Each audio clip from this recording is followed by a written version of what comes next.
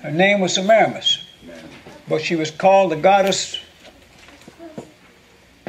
Ishtar by the Babylonians.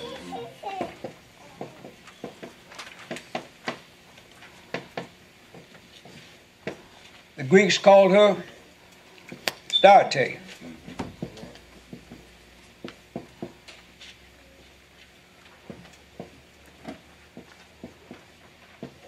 Egyptians called her Isis.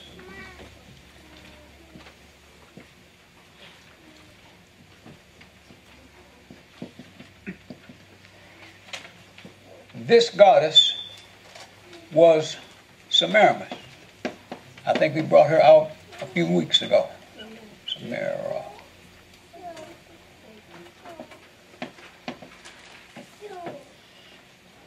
That's close enough. Amen. Nimrod's wife. The Bible calls this deity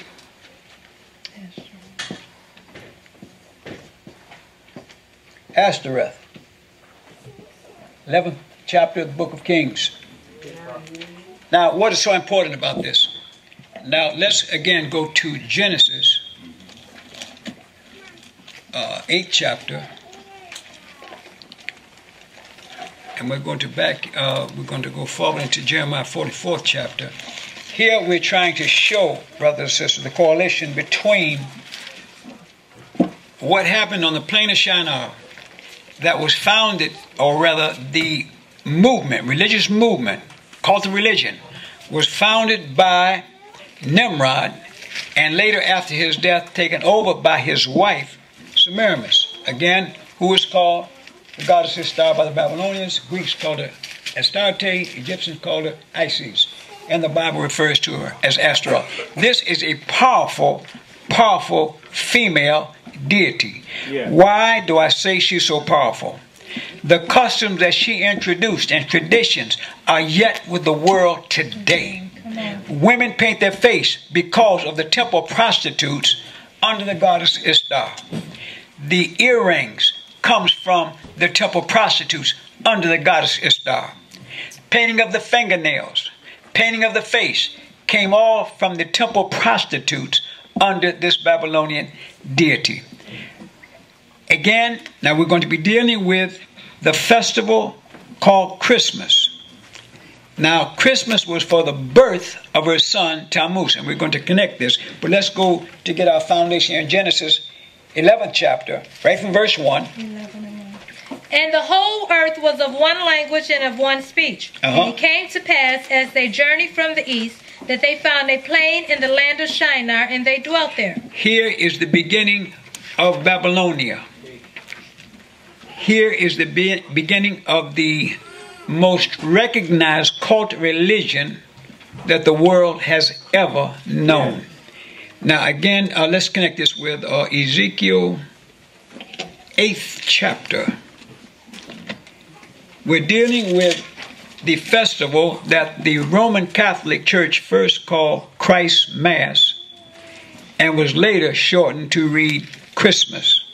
This festival was introduced by the dictates of Constantine the Great, who took over the Christian church at the First Council of Nicaea, 325. Now this is very important. Amen. Some of you need to go to the library and research this for yourself.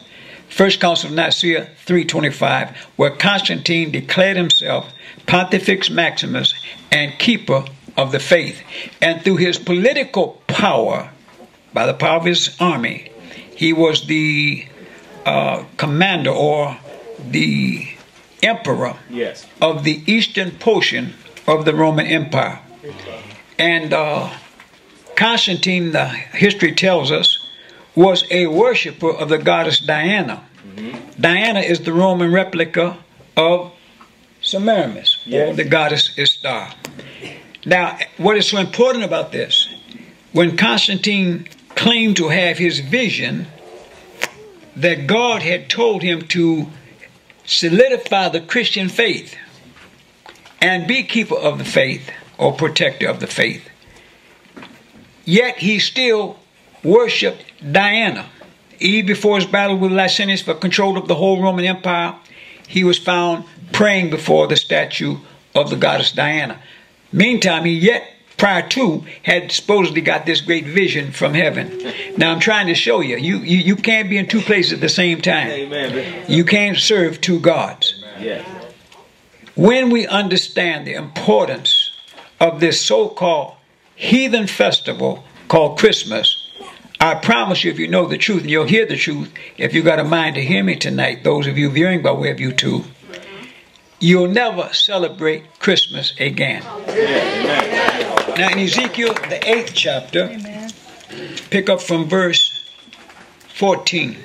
Then he brought me to the door of the gate of the Lord's house, which was toward the north, and behold, there sat women weeping for Tammuz. Now, this is a prophetic teaching that Ezekiel the prophet is giving to the future tense church today.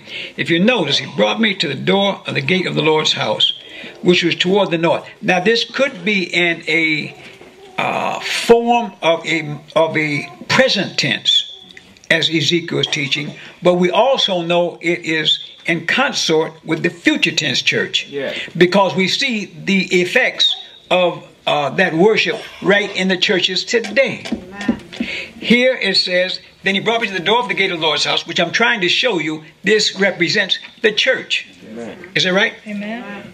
And behold, it said women weeping for Tammuz. Verse 16. And he brought me into the inner court of the Lord's house, and behold, at the door of the temple of the Lord, between the porch and the altar, were about 25 men with their backs toward the temple of the Lord, and their faces toward the east. Their faces toward the east. Now this again is in the Lord's house. And they worshiped the sun toward the east. Now they worshiped the sun. S-U-N, sun.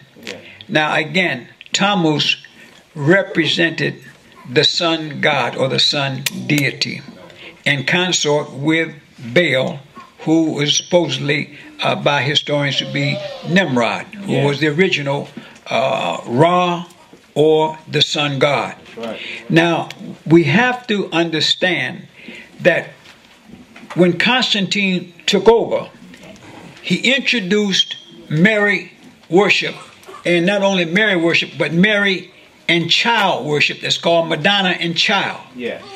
When you incorporate Madonna and child, you get Semiramis or Ishtar and her son Tammuz. Now all historians agree that Tammuz was killed at a young age, possibly around 8, 9 years of age. All agree he was killed on a hunting expedition by a wild boar. Now this is not mythology, this is historical fact. Tammuz was a real person. Yes. Now at his birth, she had a festival that reference books refers to as the midwinter solstice. Right. And it was celebrated 2,000 years before Moses on December 25th.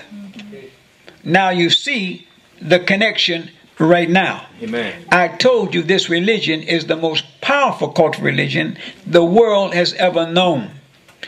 Follow me close, those of you viewing by way of YouTube. Amen. Now here we see Tammuz is established in the Bible. Now let's turn to Jeremiah, 10th chapter. Well, before we get Jeremiah 10th chapter, let's go to 44th chapter of Jeremiah. And then we're going to cut into... we're going back into the 10th chapter. Amen. 44th chapter, Jeremiah. Here we are going to identify the Queen of Heaven. Amen. Keep in mind, the Roman Catholic Church calls Mary the Queen of Heaven. Yes. Again, you're getting female deity worship. The female goddess came from the first original goddess, which was Ishtar. Amen. Now, as Constantine took over Christianity and began to be what is commonly called the father of the Roman Catholic Church, now the Catholic in their history claim that their religion started about 100 years prior to the Nicene Council. Well, it could have in a splinter or a weak fashion, but when we're talking about legality, the Roman Catholic Church never was a legal formula until Constantine established it with his spiritual